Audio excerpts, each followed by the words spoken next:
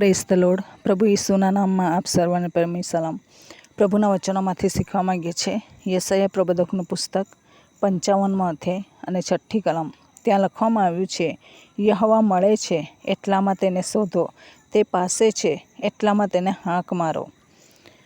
યશાયા પ્રબોધક ઇસરાયેલ લોકોને જણાવે છે કે અત્યાર સુધી યહોવા તમારી પાસે છે.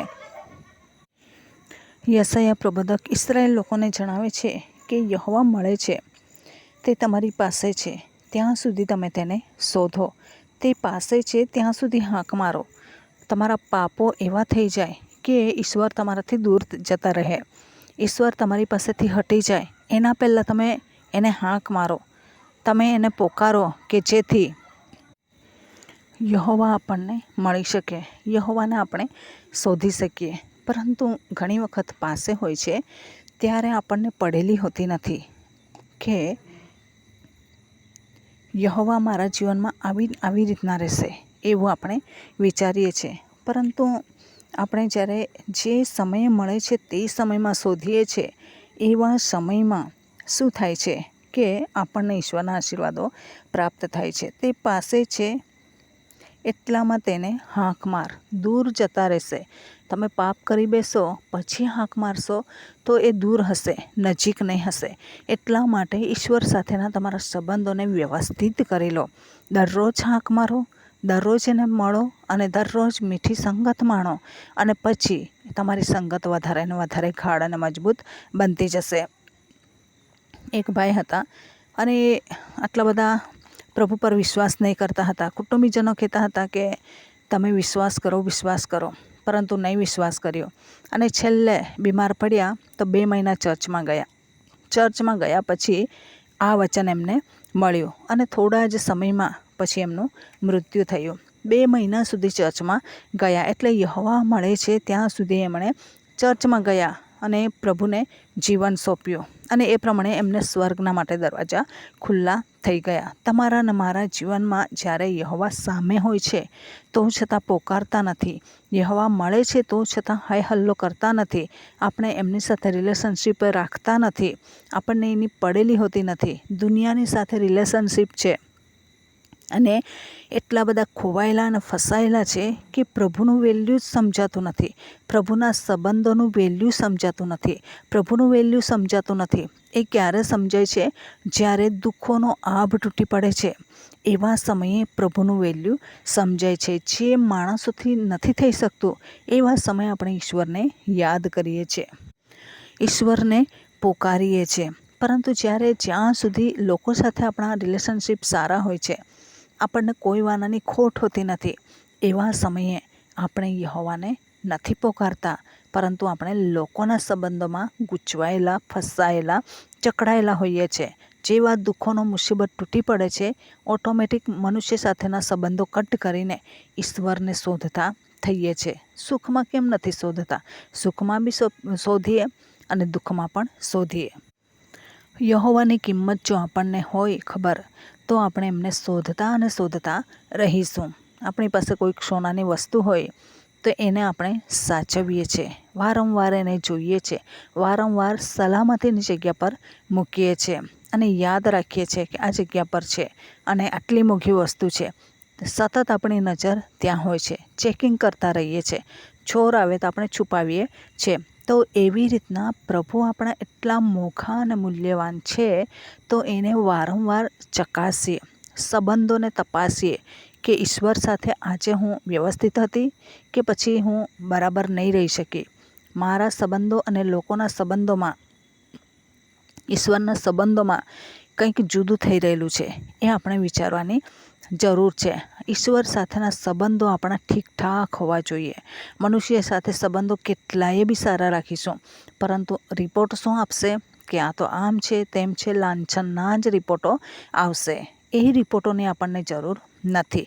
ઈશ્વર જે સાચા રિપોર્ટ આપે છે, જે ન્યાયાધીશ છે, તેને કોઈની આંખની શરમ લાગતી નથી. એ જો આપણને સાચા રિપોર્ટો આપે છે તો શું બનશે કે આપણે એ પ્રમાણે તરી જઈશું. એક વખત એક મિશનરી સુવાર્તા પ્રચાર કરીને પોતાના વતનમાં આવી રહ્યા હતા અને રસ્તામાં જહાજની મુસાફરી કરીને આવતા હતા. દીકરો બીમાર પડ્યો અને મરણ પામ્યો. પછી એને સમુદ્રમાં જ દફનાવી દીધો. સમુદ્રમાં જ મોટું મન કરીને નાખી દીધો. ત્યાં જ સમાધિ કરી દીધી. એના જીવનમાં બહુ પ્રશ્નો હતા, દુઃખ હતું કે પ્રભુ સેવામાં આ પ્રમાણે, અને એ પ્રમાણે એ વિચારી રહ્યો હતો. એવા સમયમાં શું બને છે કે દરિયા કિનારે બહુ બધા લોકોને જોયા અને એણે વિચાર કર્યો કે મારા માટે આ છે કે શું છે. તો ઝંડા લઈને લોકો તૈયાર હતા. એક બાજુ એ ખુશ પણ થાય છે અને મારા માટે તો નહીં હોય એ પણ વિચાર્યું. અને પછી ખબર પડી કે એ જ જહાજમાં એ દેશનો પ્રેસિડન્ટ આવી રહ્યો હતો અને એવા સમયમાં એનું વેલકમ કરવાને માટે આ લોકો આટલા બધા ઉમટેલા હતા.